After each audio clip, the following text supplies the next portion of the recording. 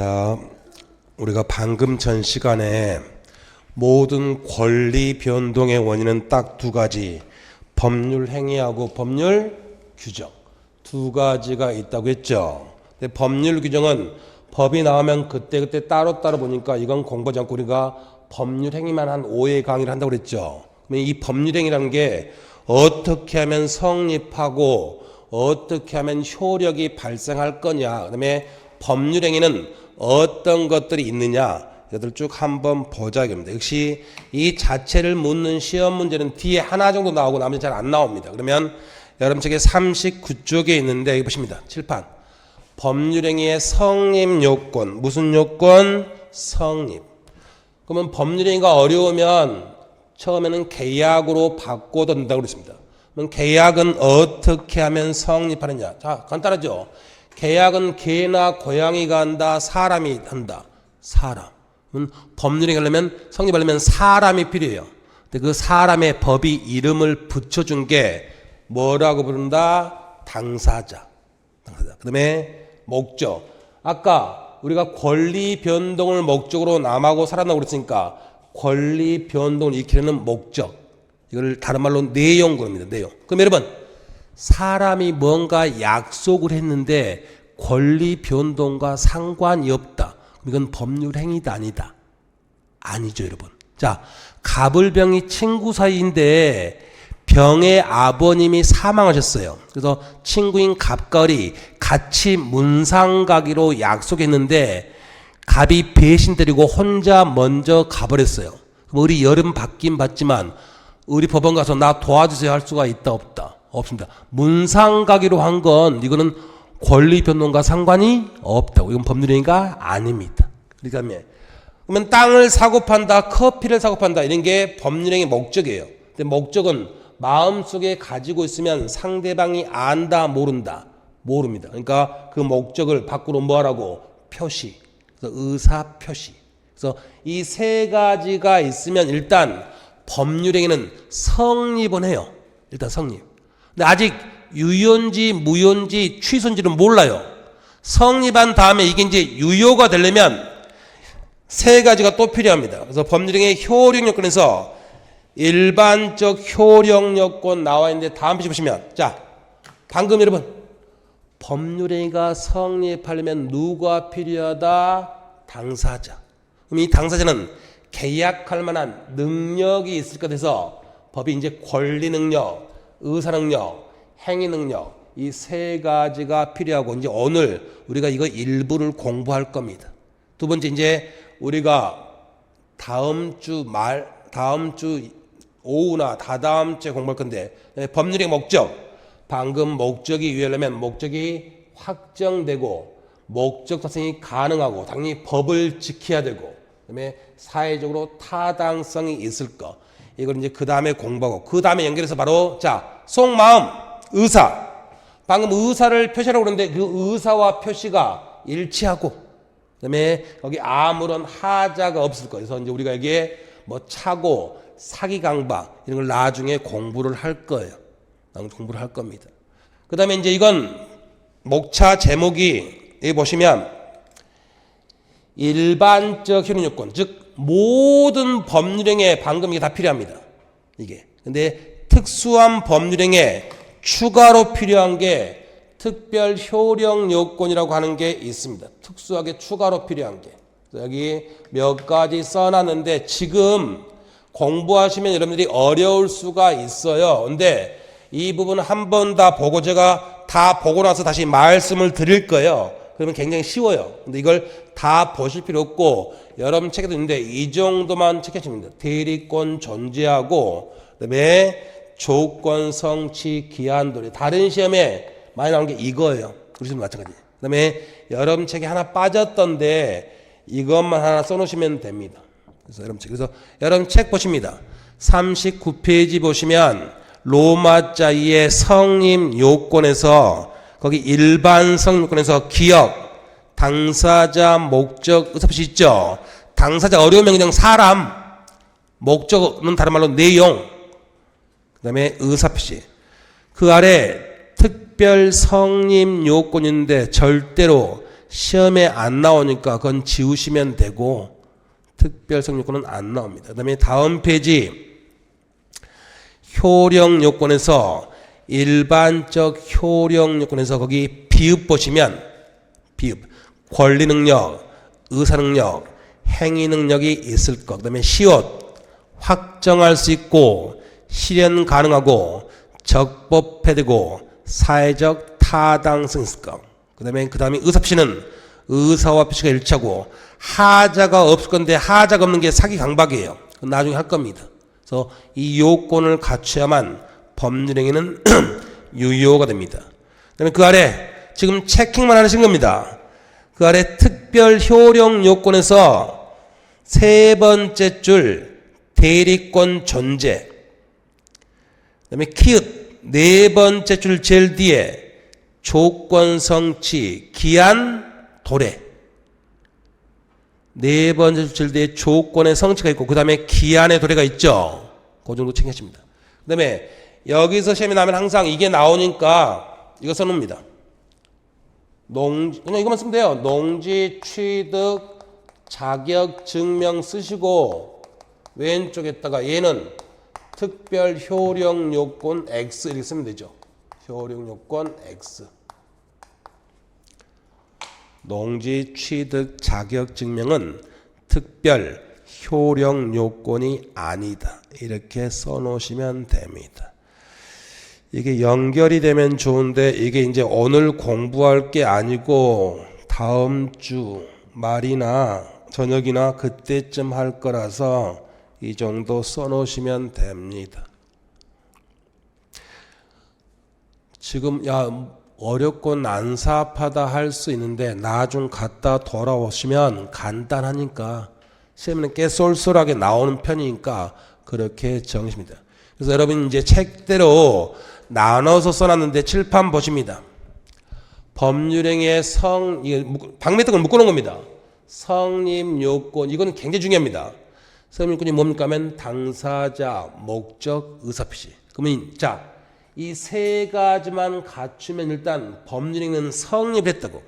그러면 성립한 법률행위가 유효입니까? 무효입니까? 취소입니까? 이게 법률행위의 효력 요건, 다른 말로 유효요건입니다. 그래서 여기 모든 걸 다 갖추면 유효고 갖추지 못하면 무효 내지 취소됩니다. 그러면 당사자가 계약이 유효하게 되려면 당사자가 혼자 계약할 만한 능력이 있을 것 같아서 이 세 가지 능력이 필요하고 방금 했던 거 목적은 따로따로 공부하는 게 아니고 확정 가능, 적법, 사회적 타당성. 의사표시는 의사와 표시가 일치하고 하자가 없을 거. 그래서 이걸 묶어서 계속해서 볼 겁니다. 그 다음에 이제 뒤에 올해 변리사라든지 간평 문제를 보시고 그러면 특히 변리사에서 또 법원 쪽 다 나왔던 거 하나 있는데 여기 나중에 공부할 건데 여러분 항상 머릿속에 정리하십니다. 법학은 단계적이다 보니까 여기 보십니다. 법률행위가 성립을 해야만 이 요건을 갖춰야만 그 다음에 그게 효력이 있는지 없는지 이걸 따집니다. 그러면 여러분 법률행위가 성립조차 안 됐다. 그럼 거기다는 유효, 무효, 취소 이런 논의가 가능하다, 불가능하다. 불가능합니다. 그러면 아까 보십니다. 갑하고 오늘 여기는 들어갈 건데 만취 상태에서 계약하면 무효거든요. 무효. 근데 갑하고 을하고 같이 문상가기로 약속했는데 약속할 때 갑이 만취 상태였다. 그럼 이건 무효입니까? 이렇게 들어가 버리면 절대로 안 된다고. 왜? 문상가기로 한 약속은 서로 권리 변동을 일으키려는 목적 자체가 없다고. 이건 법률행위가 아니다. 아니라고. 법률행위가 아닌데 여기서 유효, 무효, 취소 이런 말 쓰면 안 됩니다. 나중에 이제 우리가 계약 가서 공부할 건데 계약은 커피 주세요. 청약. 1,000원짜리 커피 주세요. 청약. 오케이. 그렇게 합시다. 승낙. 이게 합치가 돼야만 계약이 성립해요. 청약과 승낙의 합치가. 근데 청약과 승낙이 합치가 안 됐어요. 그럼 계약 자체가 성립했다, 안 했다? 안 했다고. 계약이 없다고.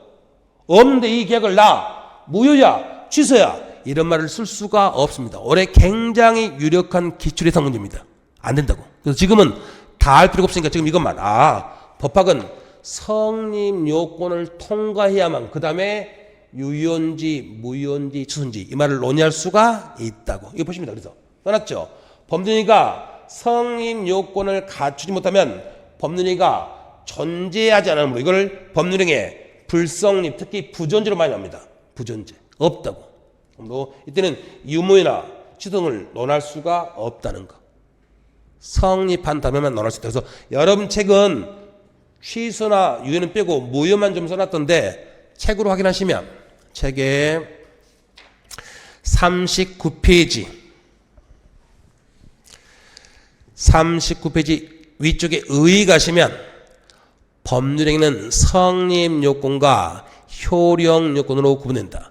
법률행위가 효과를 발생하려면 먼저 법률 자체가 성립해야 되고 다음으로 성립된 법률행위가 유효한 것이 된다. 결국 법률행위 무효라는 것도 법률행위가 성립된 것을 전제로 하는 것이고 법률 자체가 아예 성립하지 않았다. 이때는 유효, 무효, 취소 이딴 말을 쓸 수가 없다고. 성립한 다음에만 쓸 수가 있다. 성립하는 거. 그래서 순서대로 따진다는 거 이걸 명심을 하시면 됩니다. 그렇게 아시면 되고 그 다음에 이제 앞부분에서 우리가 아까 가능성이 희박하지만 관습법 관련해서 문제가 그나마 나올 수 있는 거 봤습니다. 이제 시험에 다른 시험에 꽤 나오는 게 이제 41페이지 법률행위의 종류 이거를 보시는데 일단 41페이지 책 41페이지 목차 1번이 단독행위, 계약, 무슨 행위? 합동행위 돼 있죠. 여러분 방금 전 시간에 법률행위는 당사자의 의사대로 효과가 발생하고 법률행위가 성립하려면 딱 세 가지 당사자, 목적, 의사표시. 그럼 여기 무조건 의사표시 없는 법률행위라는 건 존재할 수가 없다고. 반드시 뭐가 필요하다고? 의사표시. 근데 의사표시가 하나만 있어도 됩니까? 두 개가 필요합니까? 두 개 이상이 필요합니까? 그래서 의사표시의 숫자에 따라서 법률행위를 나눠보자 입니다. 자, 여러분 쳐보십니다. 여러분 절하는 사람이 앞에 있는데 저를 여러 가지 기준으로 저를 나눌 수가 있다 없다? 있죠. 성별로 따지면 남자, 그 다음에 국적은 한국, 이렇게 지역은 뭐 경지마 이렇게 해서 여러 가지 기준으로 나눕니다. 그러면 법학자, 법대 교수들도 할 일이 없어요. 연구실에서. 그러니까 이 법률행위를 여러 가지 기준으로 나눠보는 겁니다. 심심하니까. 그래서 먼저 의사표시가 몇 개냐 이걸로 나눠보는 게 거기 여러분 책의 목차에 큰 목차가 단독행위, 계약, 합동행위. 그럼 단독행위는 몰라도 의사표시가 몇 개? 하나. 계약은 의사표시 몇 개? 두 개. 합동행위는 두 개 이상. 의사표시가 하나면 단독행위, 두 개면 계약, 두 개 이상이면 합동행위. 근데 합동행위는 죽었다 깨나도 지구가 멸망해도 시험이 안 나와요. 그럼 합동행위는 지우시고 남은 게 단독행위하고 계약. 그럼 여기서 여러분 당연히 단독행위가 중요하다, 계약이 중요하다. 계약이 어마어마하게 중요하죠. 여러분 시험에 25문제인데도 계약은 7개는 나오니까 나중에 한 5주간 또 계약만 공부할 거예요. 뒤에. 계약은 뒤에서 공부하고. 그럼 여기서는 뭐만 정한다? 단독행위만. 근데 이거 법대 4년 졸업해도 쉽지가 않아요. 어렵습니다. 칠판 보십니다. 그럼 우리는 단독행위만 공부할 건데 단독행위는 뭐가 있습니까? 하면 여기 보십니다. 상대방 다음에 뭐 있는. 여기 보십니다. 상대방 다음에 뭐 없는. 그럼 여기서 여러분 법대 4년을 졸업해도 저걸 잘 모른다고 했습니다. 이유가 상대방이 있다 없다는 효력을 보는 사람이 있다 없다가 아니에요. 아니고 자 법률행위가 성립하려면 뭐가 필요하다? 의사표시. 그러면 내 의사표시가 특정한 사람한테 도달해야만 효과가 발생한다. 그러면 상대방 있는 단독행위예요. 대부분이 다 그겁니다. 근데 그럼 상대방이 없다는 말은 내 의사표시가 특정한 사람한테 도달하지 않더라도 자체 요건만 갖추면 효과가 발생한다. 이게 상대방 없는 단독행위. 칠판에 개념을 안 쏘는 이유는 여러분 책에 개념은 정리가 깔끔히 되어 있기 때문에. 근데 지금 또 보십니다. 그럼 대부분이 다 상대방 있는 단독행위고 이게 이제 상대방 없는 단독행위가 보통 세 가지입니다. 상속의 승인 같은 것도 있긴 한데 시험에는 거의 안 나오니까 이 세 가지. 그래서 여기서 이제 대표가 유언 유증인데 여러분 유언으로서 남한테 뭔가를 주면 유증입니다. 그럼 자 보십니다. 아니 유증 받으면 재산 취득을 하는데 왜 상대방이 없냐? 자 보십니다. 아까 아버지, 자식이 한량, 갑다시, 며느리 을, 손주들 A, B, C. 근데 아까 아버지 입장에서는 한량인 자식한테 재산을 줘봐야 얘가 망해버리면 손주들이 엄청나게 고생을 한다 이겁니다.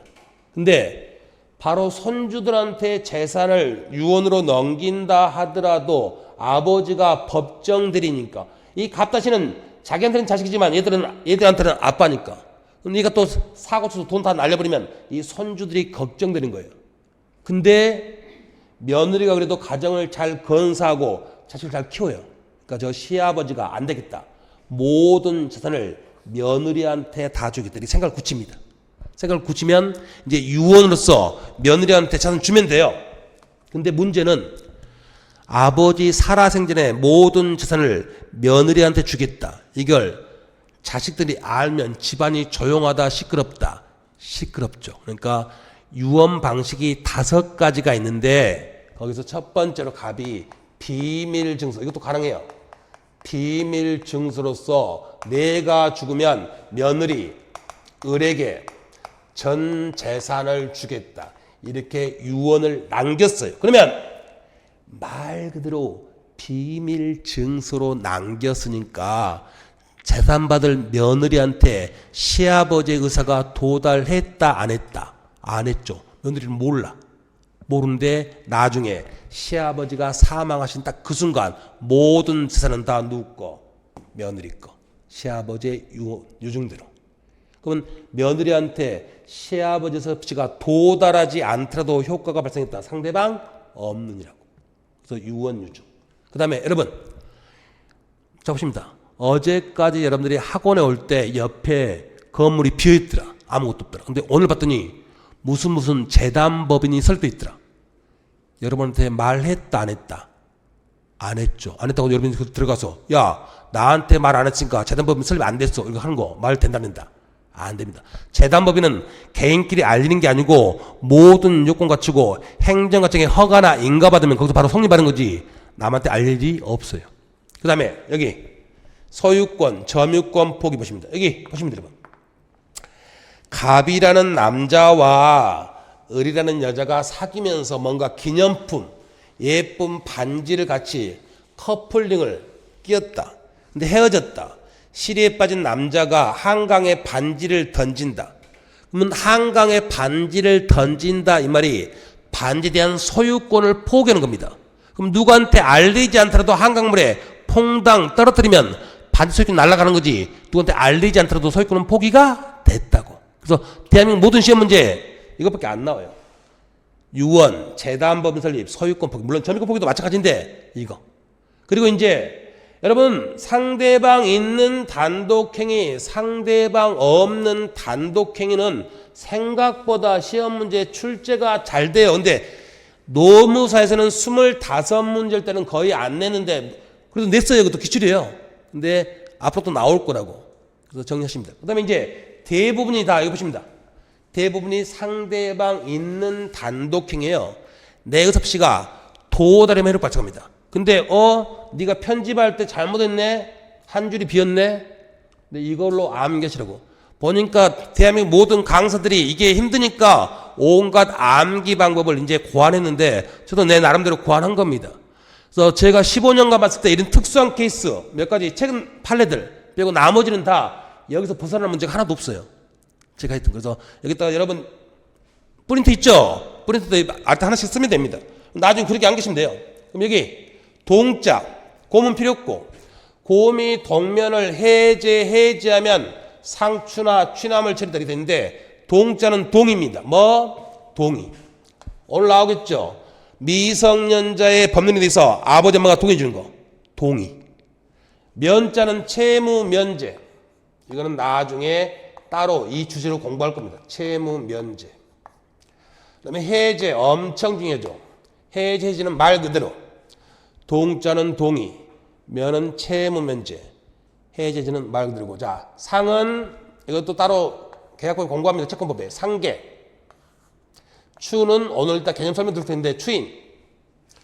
취는 취소. 엄청 중요하죠. 철은 철회.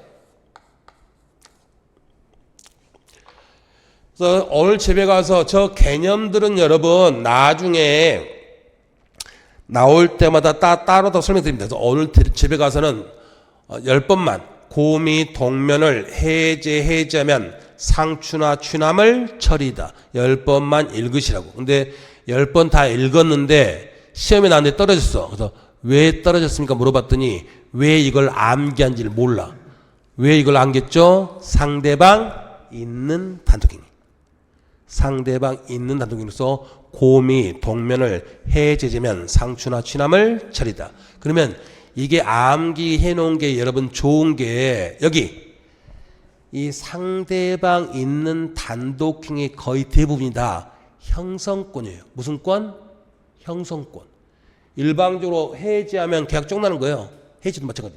그래서 아까 우리 앞으로 프린트 있으니까 프린트를 보겠습니다. 프린트 1페이지 제일 위쪽에 올라가면 4번에 형성권 있죠. 거기 반가로 일본에 뭐라고 돼 있죠?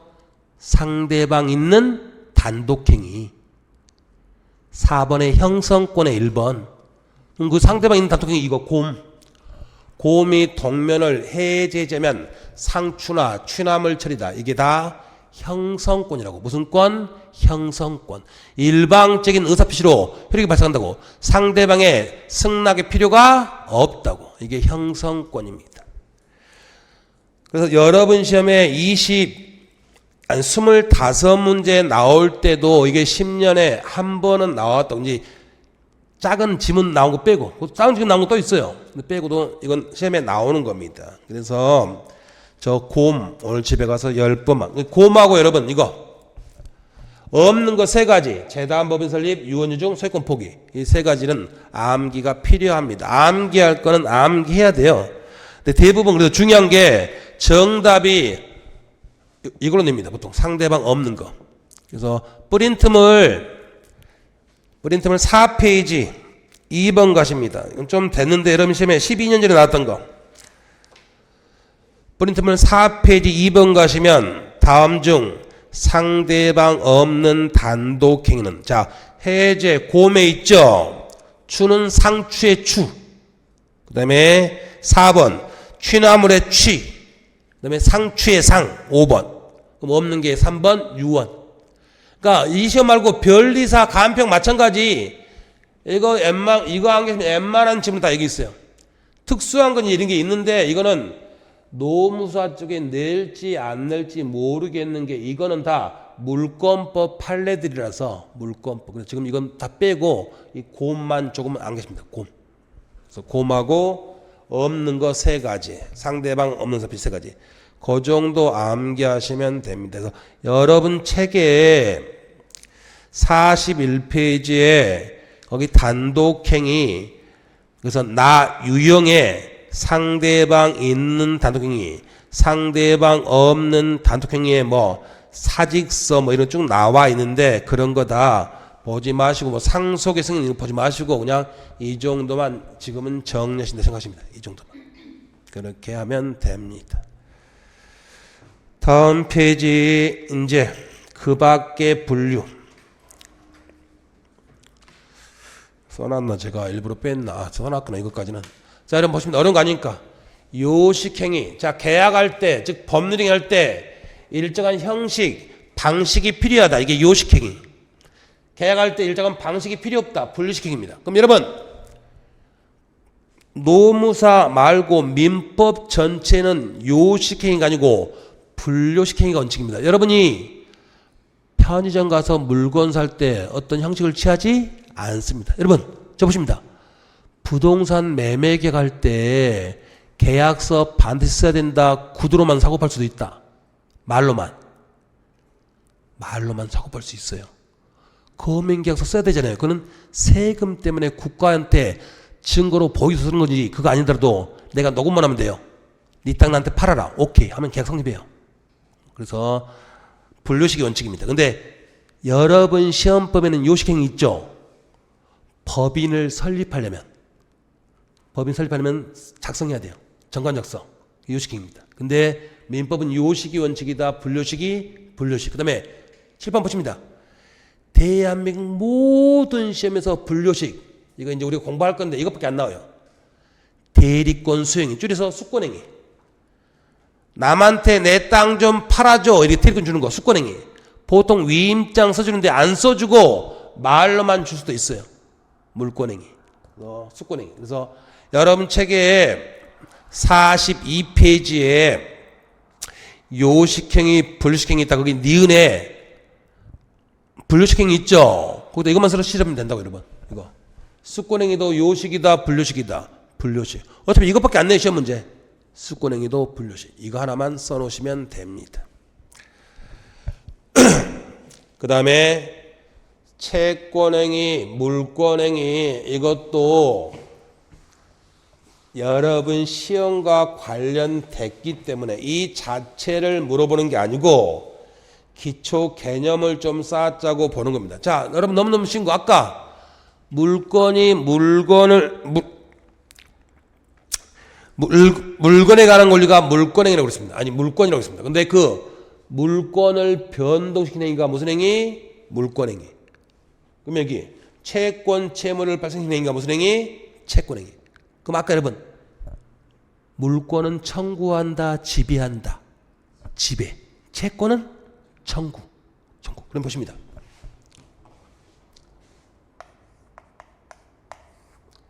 을이 갑한테 부동산을 삽니다. 9월 1일 날 계약.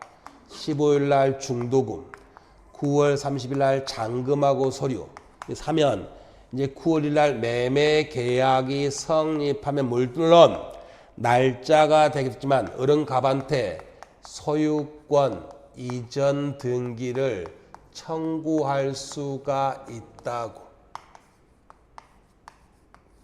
그리고 갑도 을한테 대금 지급을 청구할 수가 있어요. 청구. 그러면 둘 다 청구니까 물권입니까? 채권입니까? 채권. 근데 뭐 하니까 채권이 발생했죠? 뭐 하니까? 매매.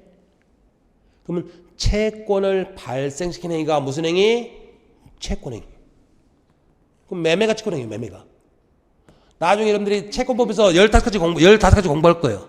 그러면 9월 1일 날 이렇게 매매한 사람들은, 이 두 사람들은 다 앞으로 할 일이 남아있습니까? 안 남아있습니까? 남아있죠. 을은 15일 날 중도금 주고 30일 날 잔금 줄 의무가 남아있고, 갑은 31일 날 부동산 인도하고 등기를 넘겨줄 의무가 남아있다고. 그러면 이 채권에게는 앞으로 서로 할 일이 남아있다고. 그러면 앞으로 부담할 의무가 남아있다 해서 의무 부담행위라고. 의무 부담행위. 근데 보십니다.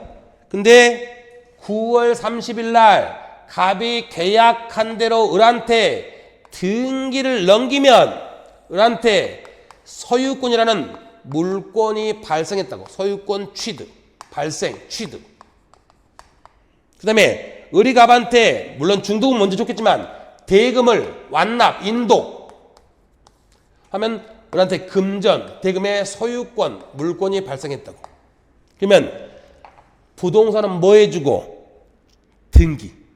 동산은 뭐 해주고? 인도.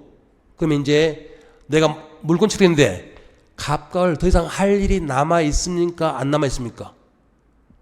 갑은 을한테 등기 넘겨줬다고. 을은 갑한테 돈 다 줬다고. 할 일이 안 남아있어요. 그럼 물권행위 다른 말로 뭐 처분이 끝났다 안 끝났다? 끝났다. 처분행위. 처분행위. 부동산은 뭐 하는 거? 등기. 동사는 뭐 하는 거? 인도. 자, 여러분 여기서 이거를 정리해 놓으면 뒷부분이 엄청 편하다고. 이걸 내는 게 아니고 우리 시험에 이걸 내지는 않을 거예요. 이거 똑같은 말이냐 다른 말이냐 내지 않을 거고. 자, 나중에 민법 569조 가서 나오고 또 임대차 가서 또 나오고 시험에 잘 나오는데 잡습니다. 갑이라는 사람이 봉천동 1-1번 집의 소유권을 가지고 있는데 을이 갑이 아무런 권리도 안 줬는데 이 1-1번지 저 집을 을이 병한테 팔았다고. 매매 9월 1일 날. 그럼 을은 갑의 집을 팔 권한 자체가 있습니까? 없습니까? 전혀 권한 없다고. 갑을 알지도 못해. 그럼 이 매매계약 무효입니까? 유효합니까? 여러분이 학원 나와 있는 사이에 여러분 물건을 여러분 이웃집 놈이 팔았다고. 그럼 매매계약이 유효입니까? 무효입니까? 이렇게 물어보는 겁니다.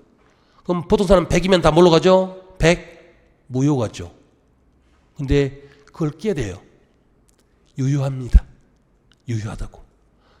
그걸 나중에 공부할 건데 미리 충격받으라고 하는 거예요. 나중에 민법 명문 규정이에요. 남의 물건 팔면 계약 유효하니까 구입해서 넘겨주라고. 자, 보십니다.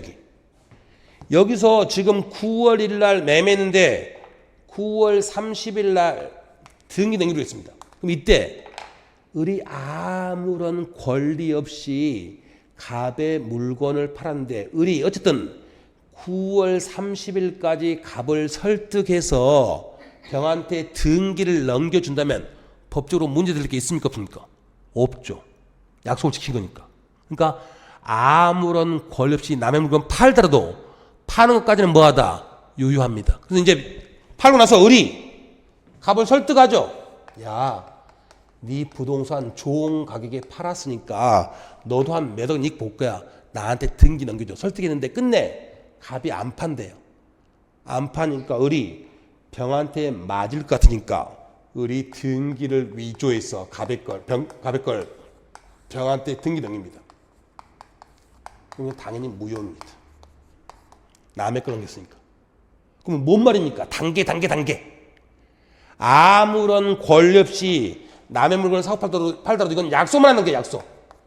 약속은 나중에 이행하면 된다고. 그럼 이 단계까지는 뭐하다? 유효하다고. 근데 부서를 넘기려면 넘길 권한은 필요하다고. 그래서 여기 물권행위는 처분행위니까 처분행위 하려면 처분 권한이 필요한데 채권행위, 즉 이거는 채권행위니까 처분행위 아니니까 이건 처분 권한이 필요 없어요.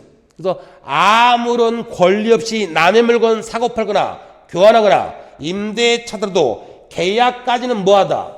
유효하다고. 계약은. 그래서 여러분들이 보시면 되기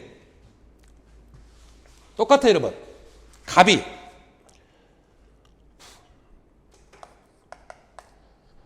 자 보십니다. A의 집입니다. A 집인데 갑이 A 집을 을한테 임대차했다. 이렇게 나옵니다. 시험에 잘 나옵니다. 임대차. 그러면 이건 A 집이지 갑의 집이 아니죠. 그러면 소유권이 있다 없다? 없다고. 그 다음에 A한테 임대 권한을 받아온 것도 아니라고. 시험 문제 무조건 나옵니다. 임대 권한도 없다고. 근데 10월 1일부터 을 살게 주기로 임대차 시작하기로 계약을 했다 이겁니다. 그럼 이 계약이 유효입니까 무효입니까? 이렇게 하면 갑이 어쨌든 9월 1일 날 계획했으면 10월 1일부터 을이 잘 살게 해주면 문제될 게 있다 없다? 없다고.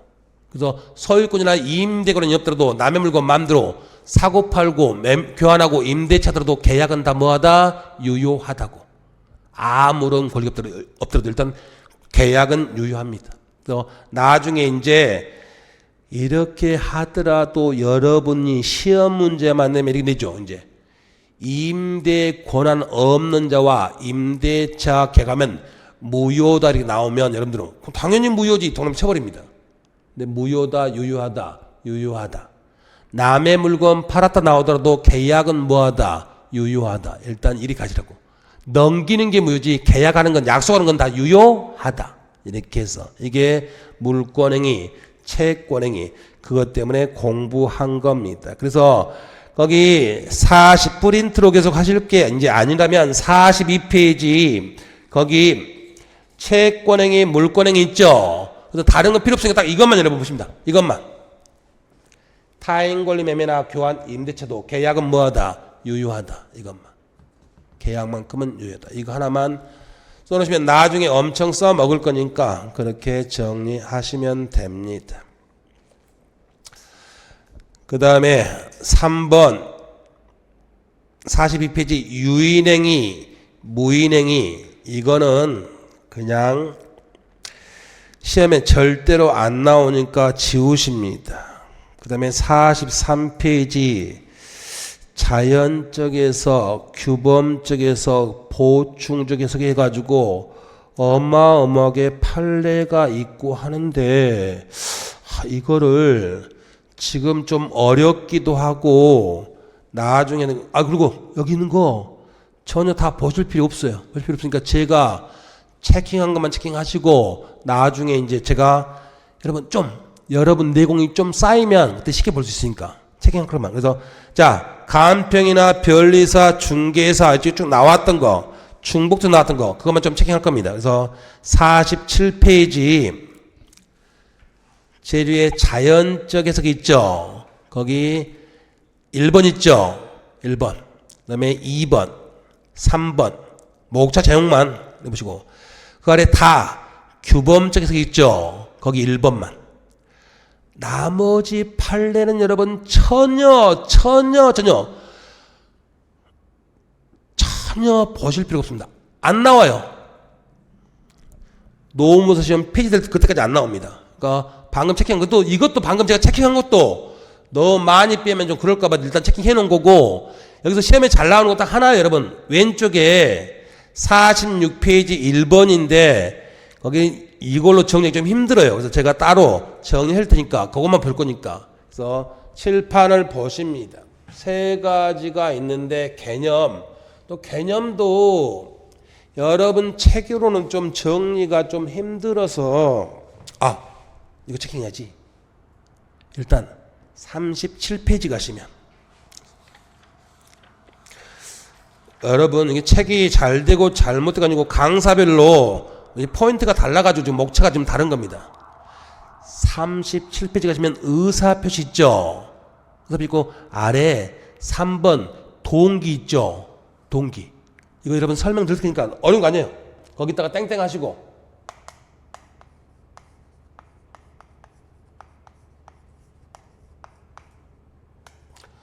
법률행위 내용 X 이렇게 써줍니다.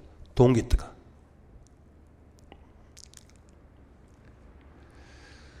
이거 두 군데 시험에 나오는데 알아도 됩니다. 여러분 저 보십니다. 나중에 여러분들이 좀 더 알겠지만 매매계약 하면 매매계약이 법률행위예요. 매매계약. 그럼 보십니다. 을이 갑의 땅을 매매했다. 그러면 그게 법률행위라고. 근데 왜 샀나 물어봤더니 을이 공장을 짓기 위해서 갑의 땅을 샀대요. 공장을 짓기 위해서. 그럼 이게 땅을 사게 된 이유죠. 그게 뭐죠? 동기. 법률행위를 하게 된 이유. 이게 동기예요.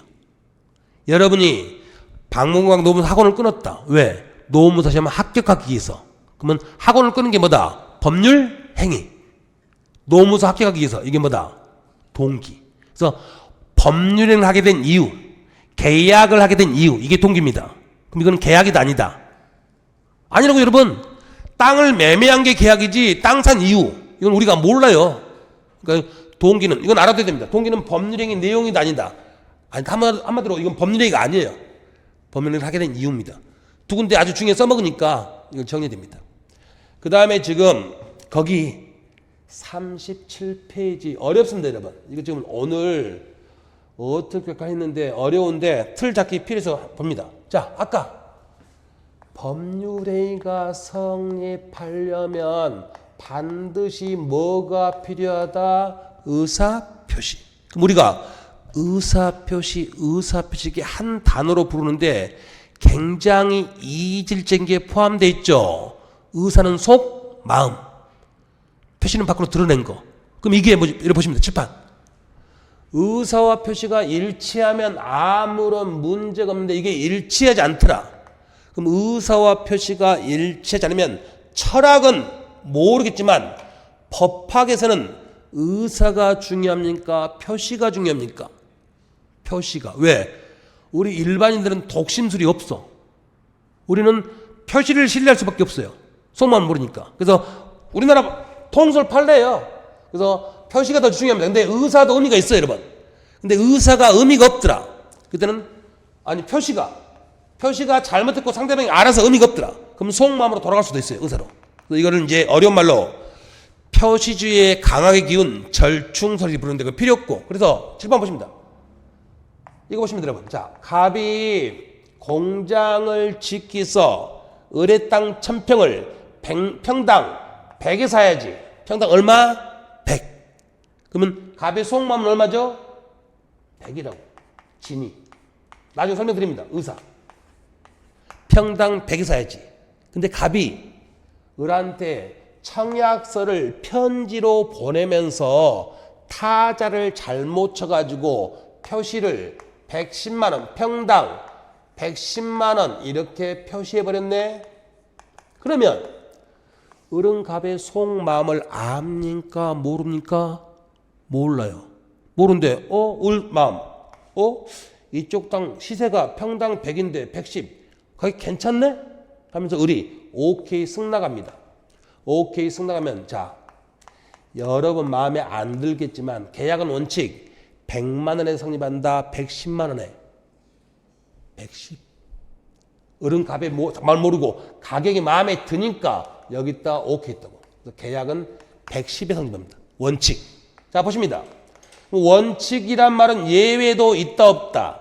있어요.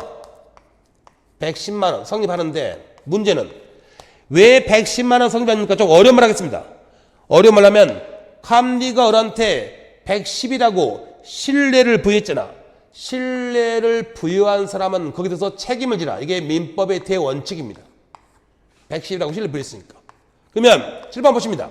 그러면 갑이 타자를 110으로 잘못 썼는데 을이 이미 갑하고 수십 번 교섭을 하면서 갑의 확고한 속마음이 100만 원임을 알았어요. 그러면 을이 갑의 속마음을 알면 이때는 표시를 신뢰합니까? 안 합니까? 안 하죠. 아, 갑이 타자 잘못 쳤구나. 이걸 신뢰를 안 한다고. 그럼 이제 표시가 의미가 없어요. 그럼 다시 속마음 돌아가. 그럼 계약은 알고 겠죠. 그럼 예외 계약은 얼마에 성립한다? 100만 원 성립합니다. 그럼 여기서 보십니다. 여러분 이걸 진도를 제가 뒤로 뺄까 하다가 웬만하면 이 책으로 공부하니까 이 책 순서를 좀 맞춰주려고 지금 여기서 강의하는 겁니다. 7번 보십니다. 그러면 여러분 칠판 원칙 110만 원에 성립하면 우리가 한 3주 있다가 볼 것 같은데 4주째 볼 것 같은데 된다 안 된다는 나중 문제고 일단 계약이 110만 원에 성립하면 원칙 갑의 속마음과 다르게 계약이 성립했죠. 그러면 갑은 된다 안 된다는 나중에 따지고 일단 갑은 을한테 야 내 속마음과 다르게 계약이 성립했으니까 나 너랑 계약 차고 취소할 거야. 주장할 수는 있다 없다? 있어요. 된다 안 된다는 나중 문제고 주장할 수는 있다고. 근데 문제는 갑의 표시가 잘못됐는데도 우리 찰떡같이 알아먹고 100만 원 알고 속했다. 그럼 계약은 얼마에 성립했다? 100만 원. 그럼 이건 갑의 속마음대로 계약이 성립했죠. 이때는 갑은 차고 취소란 말을 쓴다 못 쓴다? 못 쓰죠. 안 돼요. 지 속마음대로 계약 성립했으니까. 그러면 이제 이게 시험에 꽤 나오는 편이에요, 여러분. 여전히 예전에는 어마어마하게 났고 최근 약간 뜸하더라도 지금 칠판상 100만 원, 110만 원 제가 지웠는데 자 보십니다. 처음 할 때는 어려워요. 자 보십니다. 자 갑하고 을하고 갑의 땅을 사고 팔려고 하는데 갑이 땅이 두 개예요. 실제는 갑이 국가였는데 X 토지, Y 토지. 이게 둘 다 헷갈릴만 했어요. 이게 X토지가 969-39번지였고 실제 판례가 Y가 969-36번지였어요. 그리고 이 을이 갑하고 손잡고 X토지, Y토지 둘 다 돌아다니고 조사 끝났습니다. 그래서 을이 보니까 X가 마음에 들거든. 그래서 을이 저는 X를 사겠습니다. 이게 뭐죠? 청약. X를 나한테 팔라고. 그러니까 갑이 그렇게 합시다. 뭐 승낙. 그러면 갑하고라고 의사가 합치가 됐죠. 뭘로? X로. 근데 이제 두 사람이 산에서 내려왔어요. 내려와서 이제 세금 때문에 거민 계약서를 작성하기 위해서 사무실에서 계약서를 쓰는데 문제는 쌍방, 갑, 을 둘 다 번지수에 집원에 차로 이렇게 해서 계약서를 Y라고 작성을 한 거예요. 계약서를. 둘의 의사합치는 뭐로 됐는데? X. 아까 민법은 부동산을 사고 팔 때도 요식이 원칙이다. 분료식이. 분료식. 계약서 쓸 필요 없다고. 청약과 상당히 구두로 합치만 하면 된다고. 둘이 지금 합치가 뭐가 됐죠? X로. 그럼 계약은 X로 성립했다고. 근데 계약서를 Y토지 지번으로 잘못 써버렸다고. 그럼 이거 가지고 등기소 가면 등기가 X로 됩니까? Y로 됩니까? Y 되죠. 계약서대로. 그래서 Y 등기된 거. 이거는 4,000년 전에 로마법부터 내려온 원칙인데 이거는 이제 어려운 말로 잘못될 오자. 그럴 때 오자입니다. 어표시. 잘못된 표시는 무해. 해가 되지 않는다. 무해 원칙. 이렇게 부릅니다. 어표시 무해 원칙. 이렇게 부릅니다. 그러면 잘못된 표시는 따지겠다, 안 따지겠다. 자, 7번 보시면 아까 했던 거. 아까 갑이 속마음이 100만 원인데 잘못해서 110만 원 썼는데 그러면 원칙은 계약은 110만 원 성립합니다. 그러면 갑은 자기 속마음과 다르게 계약이 성립했으니까 차고 취소란 말을 주장할 수는 있다고. 근데 110만 원 잘못 썼는데 을이 찰떡같이 잘 알아먹고 100만 원이라고 생각하면 계약은 얼마 성립했다? 100만 원. 그러면 그때는 갑의 속마음대로 계약 성립했으니까 차고 취소란 말이 나올 수가 없다고. 그럼 보시면 되기. 을이 사고자 한 땅 뭐죠? X. 갑이 오케이 한 땅 뭐죠? X. 그럼 갑과 을의 의사대로 계약이 성립했으니까 절대로 저기 차고 취소란 말이 나오면 됩니까? 안 됩니까? 안 돼. 이게 인지가 안 된다고. 신들 속마음대로 이렇게 성립했으니까. 그러면 이게 대한민국에서 이게 한 20년간 총 한 30번은 나왔을 텐데 그 30번 문제 중에서 정답으로 그 20 이상은 다 이것만 나와요. 그러니까 여러분들 문제 풀 때는 그냥 어피시 문제가 이 말 안 나고 쌍방 이제 푼 요령입니다. 쌍방 집원 차고 딱 나오자마자 아무 생각 없이 차고 취소 안 돼. 차고 없다고. 안 된다고. 그 다음 두 번째로 많이 나왔던 게 이겁니다. 자, 어표시 무효. 무효라고 무효. 그럼 이 Y 등기 유효입니까? 무효입니까? 여러분 Y는 계약 자체가 없다고. 청약과 승낙이 없고 그냥 잘못된 표시만 있어요. Y 등기는 무효입니다. 그럼 아까 했습니다. 제가. 여러분 그러니까 보세요. 이런 거. 이런 거 등기 같은 거 이게 노무사랑 상관이 없다고. 근데 노무 시험 이제 나와. 그러니까 저 개념을 알아야 돼. 그럼 이제 Y 등기 무효니까 여러분 이제 답 맞히라고. 을의 권리가 100이다 0이다. 권리 있다 없다? 없다. 0이라고 0. 그럼 앞사람 권리가 0이면 뒷사람도 뭐? 0. 그러니까 을이 이 Y를 병한테 팔고 다시 Y를 등기해 주면 앞사람 등기가 뭐니까? 무효니까. 뒷사람 등기도 뭐? 무효라고. 저 병이 판사님 저 선인데요. 네가 선이든 천사든 여기는 제3자 보규정 특별 규정이 없어. 너 안 돼. 정치는 못 한다. 그럼 여기서 시험 문제 딱 세 가지 여러분. 자, 60% 이상이 이거 나옵니다. 이거 절대로 차고 취소란 말 나온다 못한다 못 쓴다 이겁니다. 그 다음에 두 번째 매수인. 그 다음에 얘를 여러분 다시 산 걸 전득자 구를 전자 산 걸 다시 사면 이렇게 전득자 불러요. 그럼 매수인 전득자 등기도 유효 무효 이게 한 3분의 1 정도 나올 거고 그 다음에 이것도 나오죠. 토지는 계약서가 아니고 당사자가 합의한 대로 계약이 성립한다고.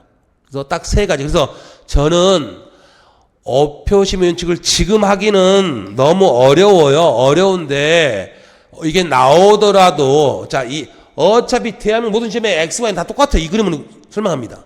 강사뿐만 아니라 아예 판례도 이렇게 설명해요. 여기 보시면 계약은 속마음대로 뭐에 관한 성립했다. X 토지. 그럼 이건 절대로 차고 취소란 말이 나올 수는 없다고. 그 다음에 매수인 7편의 을 전득자 이 사람들 Y토지 소유권 취득할 수가 없다. 어차피 정답은 셋 중에 하나. 특히 나는 셋 다 많다. 셋 다 많으면 객관식 푸는 요령으로는 이 말 안 써주니까 그냥 이거 쌍방 집원 차고 나오면 에라 모르겠다. 그냥 뭐만 찾는다. 차고 취소 X. 쌍방 집원 차고 나오면 차고 취소 X 이것만. 그래서 여러분 책에 이제 이걸 쭉 써놓은 게 46페이지 그 제일 위에 보시면 제일 위에 1번에서 판례 원문은 써놨는데 막 X, Y를 복잡하게 해가지고 이거 보면서 헷갈려버리면 안 되니까 거기 2번은 기억님만 액토지로 계약이 성립했죠. 그 다음에 차고 취소 X 그 두 가지만 하시라고. 그 다음에 3번 Y토지 제일 뒤에 디귿만 소유권 취득이 X라고. 그 판례를 이렇게 칠판으로 그냥 간단히 정리하시면 됩니다. 그렇게 정리하시고 그 다음에 자 이게 마지막 나왔던 게 제가 지금 기억이 잘 안 나는데 웬만한 시험은 제가 몇 회 기억하는데 좀 기억이 잘 안 나는데 자 이거는 여러분 25문제에서 40문제로 늘어나서 한 번만 그냥 설명을 드리는데 칠판 보시면 여러분 책에 자연적에서 규범적에서 보존성이 있는데 포인트가 잘 눈에 안 띄게 써져 있어 가지고 시험이 나오면 이거는 못 풀 것 같아 가지고 잠깐만 설명드립니다. 자 보십니다. 여러분 칠판 자연적 해석은 말하는 사람 표의자 입장에서 하는 겁니다. 표의자 입장 말하는 사람. 그럼 표의자 입장이고 그럼 이 사람은 표시가 아니고 그 사람의 내심으로 표시다 내심이다 내심. 그러면 칠판 보십니다. 말하는 사람 입장에서 해석하면 상대방은 손해볼 수가 없기 때문에 보통 상대방 없는 서피치 써. 그래서 자 여러분 보십니다. 여기. 아까 갑이 표의자 을이 이제 상대방. 여러분 나중에 설명드리겠지만 칠판 보십니다. 계약한 사람들을 뭐라고 부르자? 아까 당사자. 당사자 한쪽에서 반대쪽 부를 때 뭐라 부른다? 상대방. 그러면 갑의 상대방은 누구? 을. 을의 상대방은 갑. 그다음에 이 계약 이해자를 합쳐서 제3자. 근데 제3자는 범위가 항상 달라져요. 그건 나올 때 따로따로 정리할 건데. 그러면 아까 했던 사안 여기서 갑의 속마음 진이가 100만 원이었는데 내심 이게 내심이에요. 근데 표시를 잘못해서 110만 원 이렇게 표시할 때 을이 오케이 승낙을 했다고. 이때 이걸 자연적 해석하면 누구 입장에서 해석한다? 표의자. 그러면 표시가 중요하다. 내심. 그럼 계약은 얼마에 성립한다? 100만 원. 그럼 누가 손해죠? 을은 얼마니까 오케이 했다? 110만 원. 이때는 상대방이 있을 때 없을 때 상대방 없는 의사표시서. 여러분 결국 여기까지 쓰네. 이건 시험에 나올 거 아니고 여러분 자 보십니다. 아까 우리 했던 거 갑 있고 을 자식, 갑 다시 한량 자식, 그 다음에 며느리 을, 손주 A, B, C 있습니다. 그러면 아까 제가 의사 표시가 일체자일 때 법학은 의사가 중요하다, 표시가 중요하다. 표시. 왜? 상대방은 표시를 믿을 수밖에 없기 때문에. 근데 그건 상대방이 있을 때. 근데 이거 보십니다. 여기서 갑이 비밀 증서로서 유언을 남겼는데 아까 며느리한테 전세산 주겠다 이렇게 남겼죠. 근데 보십니다. 유언장을 깠더니 다 뒤집어졌어. 뭐라고? 내 아가에게 전 재산을 주겠다. 그럼 이거를 여러분 법학은 표시가 중요하다고 하면 뭐가 중요하죠? 아가. 아가를 찾아야 돼. 저 노인네가 말년에 어디 가서 바람 펴가서 애 낳았는지 아니면 옆집 액인지 뒷집 액인지 이걸 찾아야 돼. 근데 문제는 유언하거든. 유언은 상대방이 있는 행위다 없는 행위다. 상대방은 없으니까 이때는 표시 신경 쓰지 말고 이 사람의 속마음을 따지거든. 진짜 속마음을. 근데 이 갑이라는 시아버지가 평소에도 며느리가 너무 이뻐서 항상 며느리한테 아가 우리 며느라가 이렇게 불러왔다. 그럼 저 시아버지에서는 누구한테 다 주겠다? 며느리. 그럼 이때는 시아버지에서대로 며느리한테 주라고. 이게 무슨 해서? 자연적에서. 자, 누구 입장? 표의자 갑의 입장. 표시다 내심이다. 내심. 그다음에 상대방 없는 의사표시 유언. 이게 자연적에서. 근데 주범적에서 이게 원칙이에요. 원칙. 그럼 이건 들어봐. 갑의 속마음이 얼만데? 100만 원. 표시가 얼마? 110만 원. 그럼 이건 의리 입장에서 그러면 계약은 얼마 상된다? 110만 원. 표시. 상대방 입장에서 표시. 내심이 아니고 표시대로. 상대방 있는 서표시. 근데 이걸로 이제 계약 해석이 다 끝난 거예요. 근데 이제 하나는 표의 입장, 하나는 상대방 입장. 그다음에 이제 보호중직 해석은 제3자 입장입니다. 제3자는 계약의 당사자다 아니다. 아니라고. 그래서 이거는 실제 의사가 아니고 여러분 이건 나중에 써먹을 건데 판사는 계약 당사자의 실제 의사는 압니까 모릅니까? 모릅니다. 그래서 법학에서 항상 판결 때릴 때는 가정적 의사, 다른 말로 가상적 의사만 따져요. 그래서 이건 이미 계약이 성립인데 계약 내용이 불분명할 때 주로 계약에서 해석하는 방법인데 여러분 어려운 거 아니고 자 갑이라는 중국집이 있는데 을이 주소도 말하지 않고 짜장면 100그릇을 12시에 먹겠대요. 그러니까 짜장면집 사장님은 당연히 주소를 안 불렀죠. 그러니까 와서 먹겠구나. 호로 와서 이렇게 생각한 겁니다. 근데 이 사람이 100그릇을 시킨 건 잔치 무슨 행사가 있기 때문이겠죠. 그래서 시킨 사람은 당연히 100그릇 정도 시키면 여기서 배달할 줄 알겠지. 배달해 오겠지. 아니 배달할 걸로 생각하고 만들겠지. 이렇게 생각해서 계약했습니다. 그러면 청약과 성납이 성립했으니까 계약은 성립했죠. 했어요. 근데 지금 짜장면집 사장은 올 줄 알고 있고 행사하는 사람은 배달할 줄 알고 있죠. 이때 간극이 있죠. 이때 이제 우리 입장, 제3자 입장에서 주로 판사입니다. 판사가 그거는 배달해 주는 게 맞아. 그건 홀에서 먹는 게 맞아. 그래서 제3자 입장에서 하는 겁니다. 그래서 이것도 이제 예전에 시험에 엄청 나왔는데 요즘은 안 나오고 혹시 마지막에 나왔던 시험 문제가 뭐냐 하면 이겁니다. 이거. 마지막 나왔던 시험 문제가 뭐냐 하면 내가 고려청자를 960에 팔아야지 했는데 표시를 690으로 잘못했어요. 근데 계약이 표시된 대로 960에 성립한다고 하면 이건 무슨 해석입니까? 이게 나왔는데 아무것도 따지지 말고 표시된 대로 계약 성립했다고. 표시. 그럼 표시면 무슨 해석? 규범적 해석. 이렇게 되는구나. 그래서 여러분 책에 거기 해석에 대해서 개념 정리를 좀 해놨는데 아주 개념 정리가 잘 됐어요. 잘 됐는데 객관식 풀 때는 이렇게 하는 게 낫다고. 객관식은 딱 이 세 줄로. 그리고 4번은 필요도 없어 이거. 실제 안 나오니까. 그럼 이 두 줄만.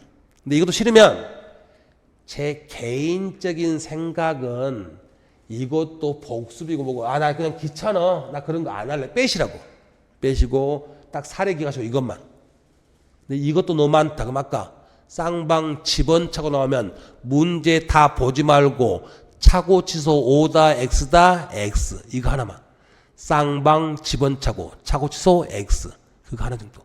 여기서 아무리 40문제 나온다 할지라도 많이 안 나와요.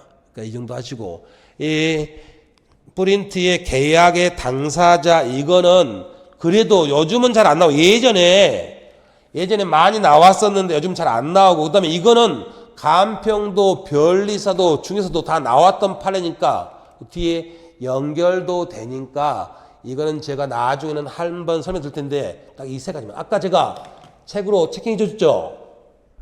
여러분 책에 거기 47페이지에 1번, 2번, 3번하고 그다음에 다의 1번 그 제목만 보시라고. 제목 여러분 이거예요. 이거 책에 있는 거 이거니까 요것만 좀 보시고 나머지는 절대 여러분 이런 말 하기 싫은데 나머지는 여러분들이 판례를 연구한다. 그러면 그게 떨어지는 길이다. 절대 보실 필요가 없다. 이렇게 하시면 됩니다. 그렇게 해서 오늘 여기 해석까지 봤고 그러면 이제 뒤에 공부할 건데 우리가 이제 이걸 공부하는 이유가 여러분 틀을 잡는 게 당연히 편한 게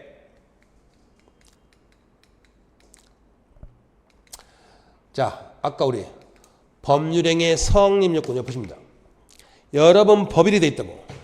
법률행위가 성립하려면 뭐가 필요하다? 당사자. 그럼 민법이 1조가 법의 연원, 2조가 신의칙에서 1조 빼고 3조부터 여러분. 민법 3조부터 97조까지가 다 뭐죠? 사람. 법률 성립하려면 이게 필요해요. 그러니까 이때 이 공부하는 거예요. 사람 쭉 공부합니다. 그 다음에 이제 목적을 공부해야 되는데 목적은 103조부터입니다. 103조부터 쭉 해서 140 몇조더라? 기억 안 나는데 150 넘어가구나. 이걸 공부해야 되는데 78 보십니다. 103조부터 공부하는데 중간에 그럼 야 98조부터 102조까지가 빠졌잖아. 이게 뭐냐면 물건이에요. 원래 물건은 법에 따라서 물권법에 따라 쓰기도 하는데 그래도 보통 사고 팔 때 권리도 사고 팔 수 있는데 대부분 뭘 사고 판다? 물건. 그래서 물건을 일단 중간에 끼워놓고 나서 이제 103조부터 법률의 목적이 제대로 됐냐 안 됐냐 쭉 106조까지 보고 그 다음에 이제 106조까지 공부를 하고 아까 효력요건